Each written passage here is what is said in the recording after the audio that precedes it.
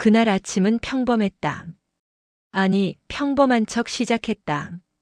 65년을 살아오면서 쌓아온 모든 것들이 그 평범한 아침 식탁 앞에서 무너지기 시작했다는 걸 그때는 몰랐다. 부엌에서 냄비 부딪히는 소리가 들렸다. 아내가 된장찌개를 끓이고 있었다. 40년 넘게 매일 아침 듣던 소리였다. 익숙했다. 너무 익숙해서 이제는 소리조차 제대로 들리지 않을 지경이었다. 식탁에 앉았다. 손에 든 숟가락이 떨렸다. 이상했다. 왜 떨리는지 몰랐다. 아니, 알고 있었다. 그저 인정하고 싶지 않았을 뿐이다. 가슴 속에서 무언가가 끓어오르고 있었다. 40년 넘게 꾹꾹 눌러 담아뒀던 것들이 이제는 더 이상 담을 곳이 없어 넘쳐 흐르기 직전이었다. 아내가 찌개 냄비를 들고 나왔다. 식탁에 놓으며 말했다. 당신 오늘 병원 가는 거 잊지 마. 예약했다고. 나는 대답하지 않았다. 그저 고개만 끄덕였다. 목소리를 낼 자신이 없었다. 입을 열면 뭐가 튀어나올지 몰랐다. 찌개를 떠먹었다. 맛이 없었다. 아니, 맛을 느낄 수가 없었다. 혀끝에서 아무것도 느껴지지 않았다. 그저 뜨거운 것만 목구멍으로 넘어갔다. 문득 생각했다. 나는 지금까지 뭘 하며 산 걸까? 결혼한 게 26이었다. 중매로 만났다. 딱 3번 만나고 결혼했다. 그때는 그게 당연했다. 사랑이고 뭐고 그런 걸 따질 여유가 없었다. 먹고 살아야 했다. 가정을 꾸려야 했다. 어른들이 정해준 대로 살았다. 결혼하고 1년 만에 큰애가 태어났다. 아들이었다. 시댁에서 좋아했다. 아내는 산후조리를 제대로 못했다. 돈이 없었다. 나는 그때 막 택시 운전을 시작했다. 월급이 적었다. 하루 종일 핸들을 잡고 돌아다녔지만 손에 쥐어지는 건 얼마 되지 않았다. 새벽 5시에 일어났다. 세수하고 밥 한 그릇 후루룩 먹고 나갔다. 돌아오는 건 밤 10시가 넘어서였다. 집에 들어가면 아내는 지쳐 있었다. 아기는 울고 있었다. 나는 씻고 바로 잠자리에 들었다. 다음 날 또 새벽에 일어나야 했으니까. 그렇게 1년이 지나고 2년이 지났다. 작은 애도 태어났다. 이번엔 딸이었다. 애들이 둘이 되니까 돈은 더 많이 들었다. 분유값, 기저귀값, 병원비. 하나하나가 내 어깨를 짓눌렀다. 나는 일을 더 늘렸다. 택시 외에 대리운전도 시작했다. 밤 11시부터 새벽 4시까지 대리운전을 했다. 술 취한 사람들을 태우고 집까지 데려다 줬다. 차 안에서 토하는 사람도 있었다. 욕하는 사람도 있었다. 나는 아무 말 없이 운전했다. 돈을 벌어야 했으니까. 집에 돌아와서 1시간 정도 눈을 붙이면 다시 택시를 타러 나가야 했다. 몸이 천근만근이었다. 허리가 끊어질 것 같았다. 목은 돌도 안 돌아갔다. 손목은 저리고 발목은 퉁퉁 부었다. 그래도 참았다. 남자니까. 가장이니까. 아내는 집에서 애들을 키웠다. 힘들어했다. 나도 알았다. 애 둘 키우는 게 얼마나 힘든지. 그런데 이상했다. 아내는 자기가 힘들다는 걸 매일 말했다. 아침에 일어나면서부터 밤에 잠들기 전까지. 애가 밤새 울어서 못 잤다고. 애가 밥을 안 먹어서 속상하다고. 애가 아파서 병원 갔다 왔는데 얼마나 힘들었는지 모른다고. 나는 들었다. 그리고 고개를 끄덕였다. 그래, 힘들었겠다. 그렇게 말했다. 그런데 내 얘기는 안 했다. 아니, 할 수가 없었다. 입을 열려고 하면 목구멍이 막혔다. 내가 힘들다고 말하면 아내가 뭐라고 할까? 당신은 밖에 나가 있으니까 좋겠다고 할까? 집에서 애들 키우는 게 더 힘들다고 할까? 그래서 그냥 참았다. 속으로 삼켰다. 애들이 유치원에 가고 초등학교에 들어갔다. 돈 들어갈 곳은 점점 더 많아졌다. 학원비가 생겼다. 운동복, 준비물, 체험학습비. 하나하나가 만만치 않았다. 나는 일을 더 늘렸다. 주말도 없이 일했다. 명절 때도 쉬지 못했다. 설날, 추석, 다른 기사들은 쉬었지만 나는 나갔다. 명절에 택시 요금이 더 비싸니까. 한 푼이라도 더 벌어야 했으니까. 아내는 명절이면 친정에 가자고 했다. 나는 피곤했지만 따라갔다. 가면 장인어른이 술을 권했다. 나는 원래 술을 못 마신다. 반 병만 마셔도 얼굴이 빨개지고 속이 메스꺼렸다. 그래도 마셨다. 거절할 수가 없었다. 사위니까. 술을 마시고 나면 머리가 깨질 듯이 아팠다. 토할 것 같았다. 그래도 참았다. 화장실 가서 물로 얼굴 씻고 심호흡하고 다시 나와서 웃었다. 괜찮다고 좋다고 그렇게 말했다. 집으로 돌아오는 차 안에서 아내가 말했다. 우리 아버지 기분 좋아하셨네. 당신이 술 마셔줘서. 나는 창밖을 보며 고개를 끄덕였다. 좋으면 됐지. 그렇게 생각했다. 하지만 속으로는 다른 생각이 들었다. 내 기분은, 내 몸 상태는, 그건 아무도 안 궁금한가. 애들이 중학생이 되었다. 사춘기가 왔다. 집안 분위기가 달라졌다. 애들은 방에 들어가면 나오지 않았다. 나왔다가도 나만 보면 다시 들어갔다. 이상했다. 예전에는 내가 퇴근하면 달려나왔는데 아빠 아빠 하면서 저녁 식사 시간에도 말이 없었다. 아내와 애들은 얘기했다. 학교에서 있었던 일, 친구들 이야기, 선생님 이야기. 나는 그저 밥을 먹었다. 가끔 끼어들려고 하면 대화가 끊겼다. 어색한 침묵이 흘렀다. 그러면 나는 다시 입을 다물었다. 어느 날 큰애가 진학 상담을 받고 왔다. 저녁 식탁에서 아내와 얘기했다. 어느 고등학교에 갈지, 어느 학과가 좋을지. 나는 옆에서 듣고만 있었다. 한참을 듣다가 조심스럽게 입을 열었다. 이과 쪽은 어때?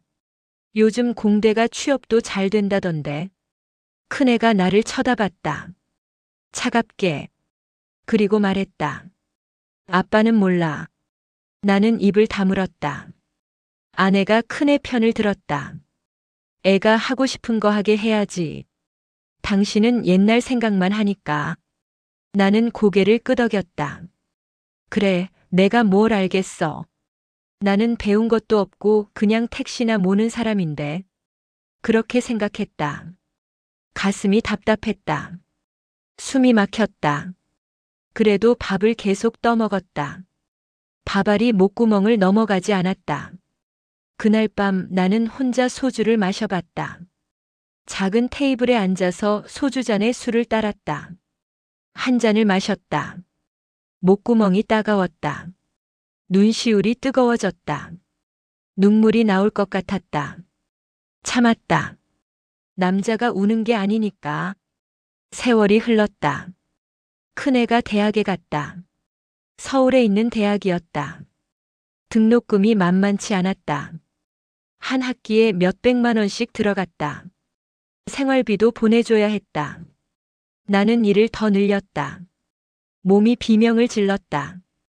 허리는 이제 완전히 나가버렸다. 병원에 갔더니 디스크라고 했다. 수술을 해야 한다고 했다. 수술할 시간이 없었다. 수술하면 한 달은 쉬어야 한다고 했다. 그 한 달 동안 돈을 못 벌면 어떻게 하나. 그냥 참기로 했다. 진통제를 먹고 파스를 붙이고 그렇게 버텼다. 작은 애도 대학에 갔다. 이번에는 지방에 있는 대학이었다. 기숙사비, 등록금, 생활비. 돈은 끝없이 나갔다. 나는 이제 통장에 돈이 남는 법이 없었다. 월급이 들어오면 그날로 다 나갔다. 아내는 그 사이에 자기 생활을 만들었다. 친구들을 만났다. 등산 동호회에 가입했다. 주말마다 산에 갔다. 나는 일을 했다. 아내가 산에 가는 동안 나는 택시를 몰았다. 어느 날 아내가 새 등산복을 사왔다. 백화점에서 샀다고 했다. 얼마냐고 물었더니 그냥 좀 비싸다고만 했다. 나는 더 묻지 않았다. 그런데 며칠 후 카드 명세서를 보고 깜짝 놀랐다. 등산복 한 벌이 70만 원이었다. 나는 10년 된 작업복을 입고 있었다. 구멍이 났지만 그냥 입었다. 새로 살 돈이 아까웠다. 운동화도 5년째 같은 걸 신고 있었다. 밑창이 다 닳았지만 아직 신을만 했다. 아내에게 물었다. 이렇게 비싼 걸 왜 샀냐고. 아내가 대답했다. 친구들이 다 좋은 거 입고 나오는데 혼자 초라하게 입고 갈 수는 없잖냐고. 체면이 있지 않냐고. 나는 아무 말도 하지 못했다. 체면. 그래, 체면이 중요하지. 아내의 체면은 중요하지. 그런데 내 체면은? 난 구멍난 옷을 입고 다녀도 되는 건가? 그런 생각이 들었지만 입 밖으로 꺼내지 않았다. 몇 달 후 아내가 또 뭔가를 사왔다. 이번에는 가방이었다. 명품이었다. 친구가 같이 가자고 해서 백화점에 갔다가 샀다고 했다. 얼마냐고 물으니 이번에도 그냥 좀 비싸다고만 했다. 나는 카드 명세서를 봤다. 가방이 200만 원이었다. 입술을 깨물었다. 200만 원이면 내가 보름을 밤낮으로 일해야 버는 돈이었다. 그 돈을 가방 하나에 쓴 거였다. 말하고 싶었다. 그게 얼마나 큰 돈인지. 내가 그 돈 벌려고 얼마나 고생하는지. 하지만 말하지 못했다. 말하면 싸움이 날 것 같았다. 아내가 뭐라고 할 게 뻔했다. 당신은 맨날 돈 얘기만 한다고. 나도 살아야 하지 않냐고. 그래서 그냥 참았다. 또 애들이 취직했다. 큰애는 대기업에 들어갔다. 아내가 좋아했다. 친구들한테 자랑했다. 우리 큰애가 어디 들어갔다고. 나도 기뻤다. 그동안 고생한 보람이 있구나 싶었다. 작은애는 공무원이 되었다. 시험 준비하느라 2년을 더 집에서 지냈다. 그 2년 동안도 생활비를 대줘야 했다. 학원비도 내줘야 했다. 나는 그 2년 동안 하루도 쉬지 않고 일했다. 합격 소식을 들었을 때 기뻤다. 정말 기뻤다. 이제 좀 숨통이 트이겠구나 싶었다. 애들 다 컸으니까. 이제 나도 좀 쉴 수 있겠구나.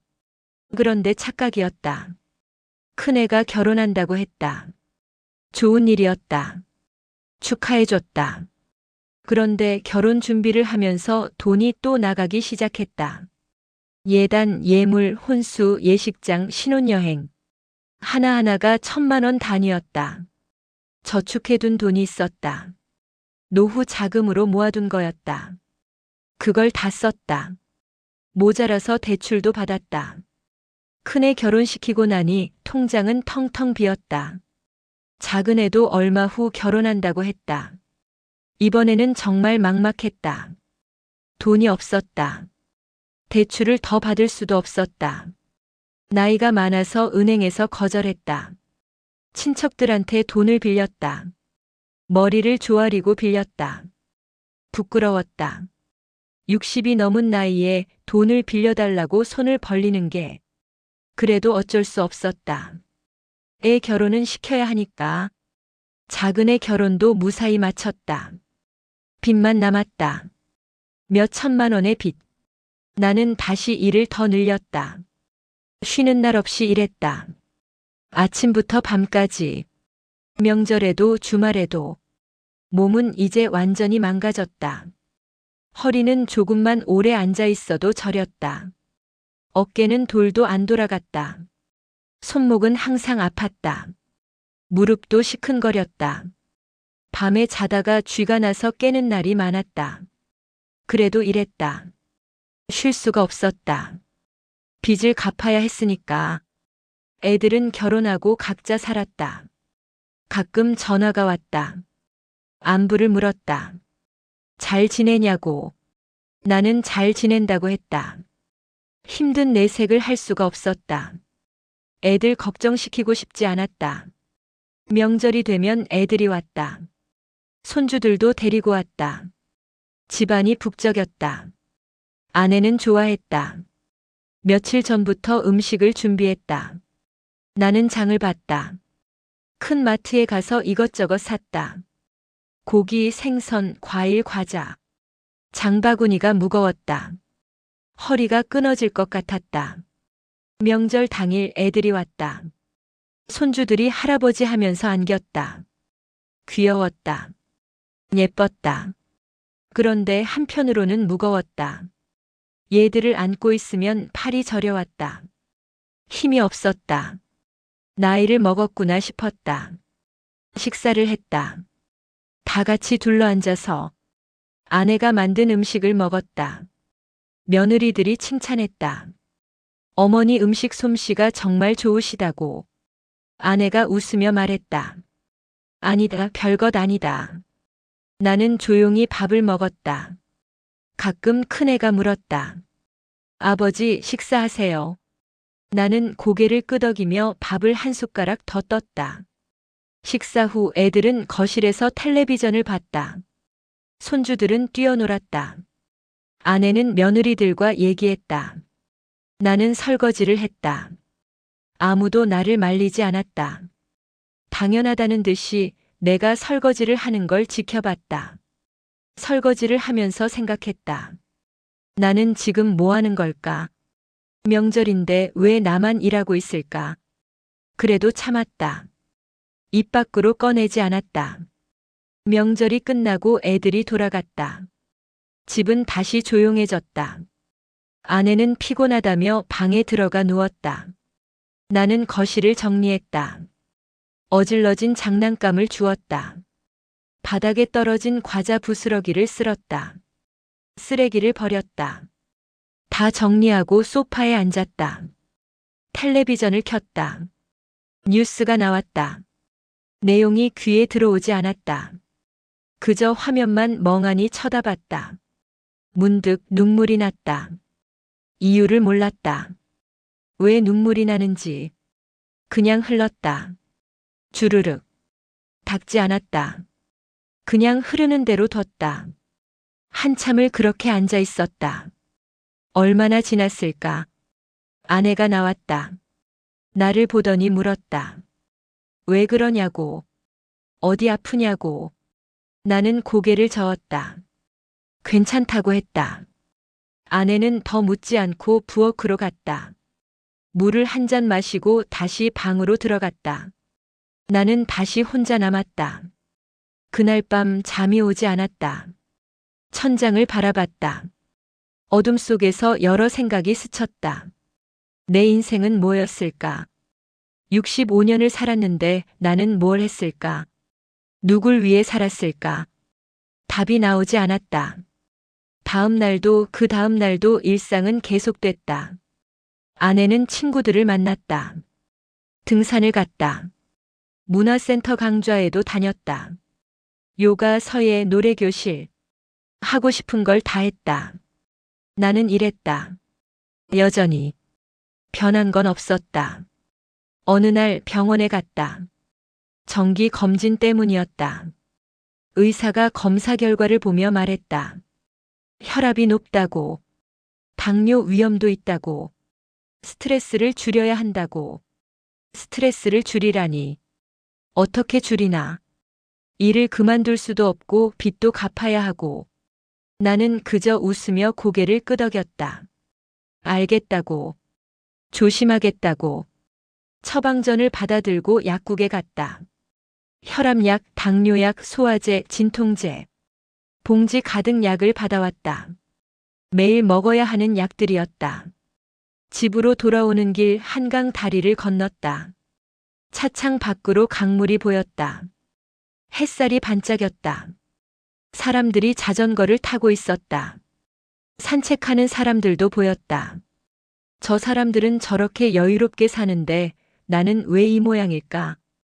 그런 생각이 들었다. 집에 도착했다. 아내는 없었다. 메모가 붙어 있었다. 친구들이랑 영화 보러 갔다고. 저녁은 알아서 먹으라고. 나는 메모를 구겨서 버렸다. 부엌에 가서 냉장고를 열었다. 반찬이 몇 개 있었다. 밥을 했다. 혼자 먹었다. 텔레비전을 켰다. 예능 프로그램이 나왔다. 사람들이 웃고 있었다. 왜 웃는지 이해가 안 됐다. 밥을 다 먹고 설거지를 했다. 거실로 나와 소파에 앉았다. 또 멍하니 앉아 있었다. 문득 이런 생각이 들었다. 나는 언제까지 이렇게 살아야 하나? 언제까지 참아야 하나? 다음 날 아침이었다. 그날 아침. 모든 게 터진 그 아침. 식탁에 앉았다. 아내가 찌개를 끓이고 있었다. 숟가락을 들었다. 손이 떨렸다. 아내가 찌개 냄비를 가지고 왔다. 식탁에 놓으며 말했다. 당신 오늘 병원 예약한 거 있잖아. 잊지 마. 그 순간이었다. 뭔가가 터졌다. 가슴 속에서 꽁꽁 얼어붙어 있던 게 한순간에 녹아내렸다. 끌어올랐다. 더 이상 참을 수 없었다.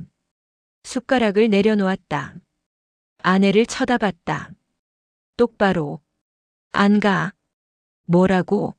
아내가 물었다. 병원 안 가. 왜? 예약했잖아. 검사 받아야지. 나는 깊게 숨을 들이쉬었다. 그리고 말했다. 내가 하고 싶은 게 뭔지 물어본 적 있어? 아내가 멈췄다. 냄비를 든 채로 나를 쳐다봤다. 40년 넘게 당신이 하고 싶은 대로 살았어. 친정 가고 싶으면 갔고, 뭐 사고 싶으면 샀고, 친구들 만나고 싶으면 만났고. 나는 한 번이라도 내가 하고 싶은 거 해봤어? 아내가 입을 열려다 다물었다. 나도 힘들었어. 너만 힘든 거 아니야. 목소리가 커졌다. 떨렸다. 애 키우면서 너도 힘들었겠지. 알아. 그런데 나는 새벽부터 밤까지 일했어. 주말도 없이, 명절도 없이.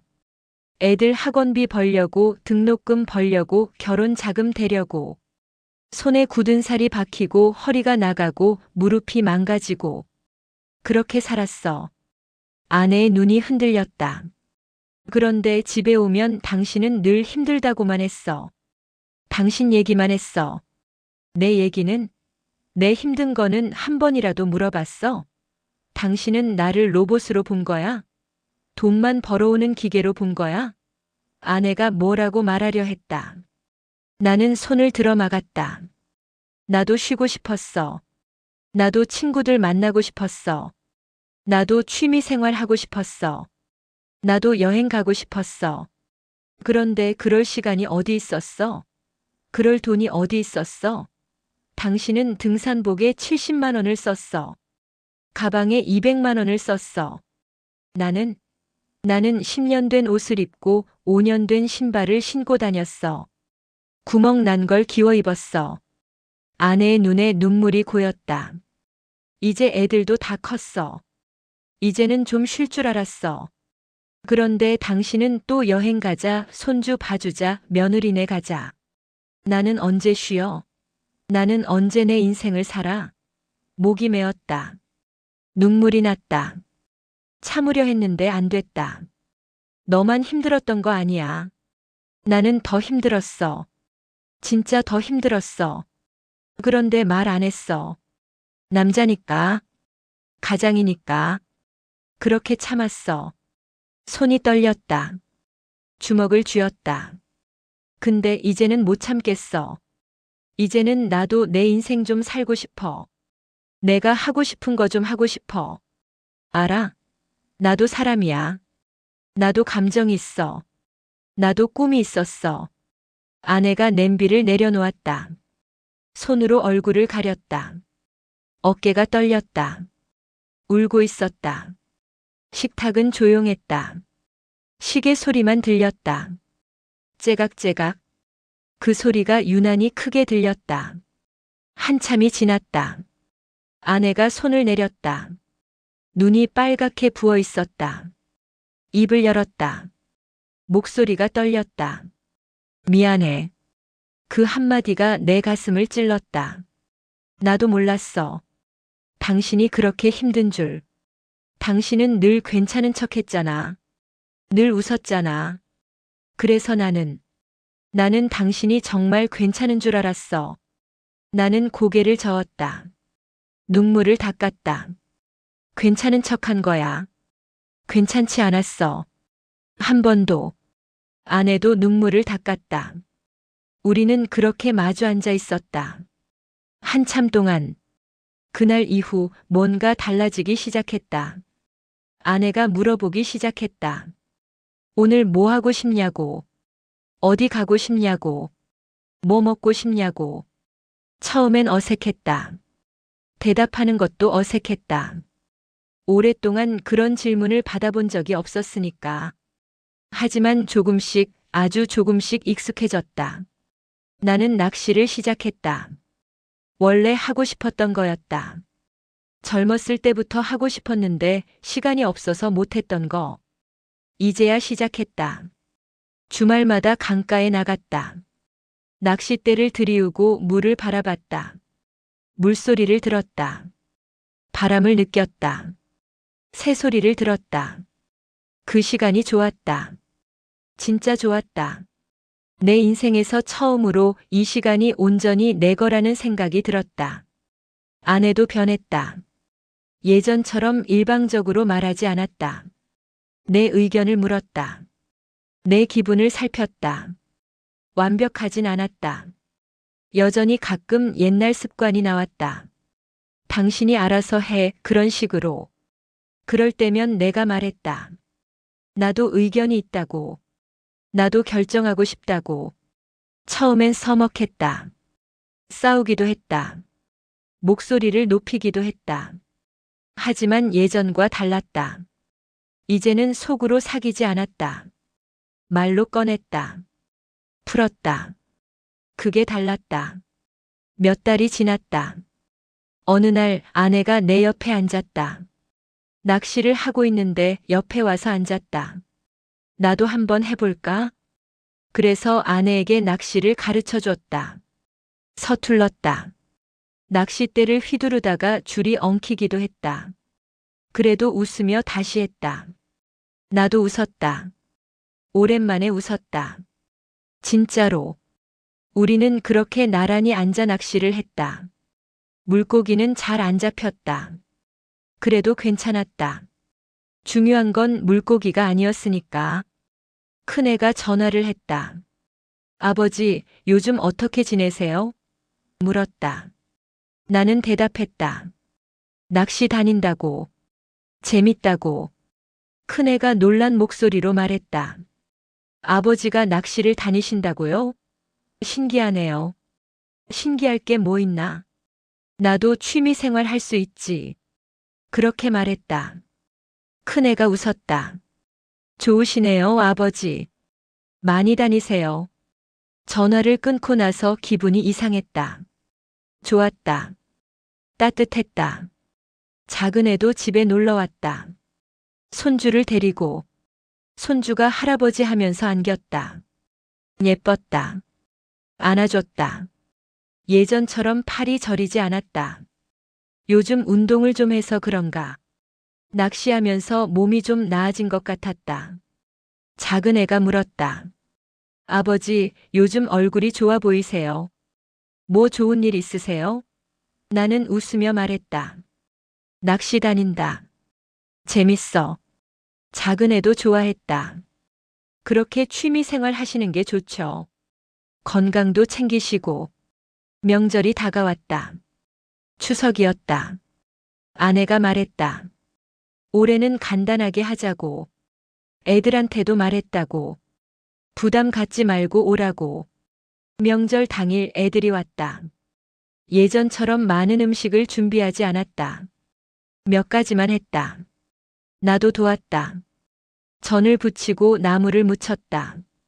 서툴렀지만 했다. 식사를 하면서 큰애가 말했다. 이렇게 간단한 것도 괜찮네요. 예전엔 너무 많이 준비하셔서 힘드셨을 텐데. 아내가 웃으며 말했다. 이제는 우리도 편하게 하려고. 나도 웃었다. 그래, 편하게 하는 게 좋지. 식사 후 설거지를 하는데 며느리가 왔다. 도와드릴게요. 나는 괜찮다고 했지만 같이 했다. 이야기를 나눴다. 손주 얘기, 요즘 사는 얘기. 편하게 얘기했다. 애들이 돌아가고 집이 조용해졌다. 아내와 나는 거실에 앉아 차를 마셨다. 창밖으로 저녁 노을이 보였다. 빨갛고 노랗게 물든 하늘. 아름다웠다. 오늘 괜찮았지? 아내가 물었다. 응, 괜찮았어. 나는 대답했다. 우리는 그렇게 앉아 차를 마셨다. 아무 말 없이. 하지만 불편하지 않았다. 오히려 편했다. 지금도 가끔 힘들 때가 있다. 아내와 의견이 안 맞을 때가 있다. 화가 날 때도 있다. 하지만 예전과 다른 건 이제는 말한다는 것이다. 참지 않는다는 것이다. 남자들은 맨날 말을 안 해서 그렇지 우리도 힘들다. 진짜 힘들다. 그걸 이제야 깨달았다. 그리고 말하기 시작했다. 늦었다. 65살이 되어서야. 하지만 그래도 다행이라고 생각한다. 이제라도 말하게 됐으니까. 이제라도 내 인생을 살게 됐으니까. 인생은 참고 사는 게 아니었다. 함께 살아가는 거였다. 서로의 마음을 나누며 살아가는 거였다. 65년을 살아서야 깨달은 진실이었다. 오늘도 나는 강가에 앉아 있다. 낚싯대를 들이우고 물을 바라본다. 물결이 출렁인다. 바람이 분다. 기분이 좋다. 진짜로. 옆에 아내가 앉아 있다. 아내도 낚싯대를 들고 있다. 서툴지만 열심히 하고 있다. 여보, 저기 물고기 있는 것 같은데. 아내가 조심스럽게 말한다. 나는 웃으며 고개를 끄덕인다. 그래, 저기 있네. 우리는 그렇게 조용히 앉아 있다. 강물이 흐른다. 시간도 흐른다. 그리고 우리의 인생도 천천히 흘러간다. 이제는 괜찮다. 진짜로 괜찮다.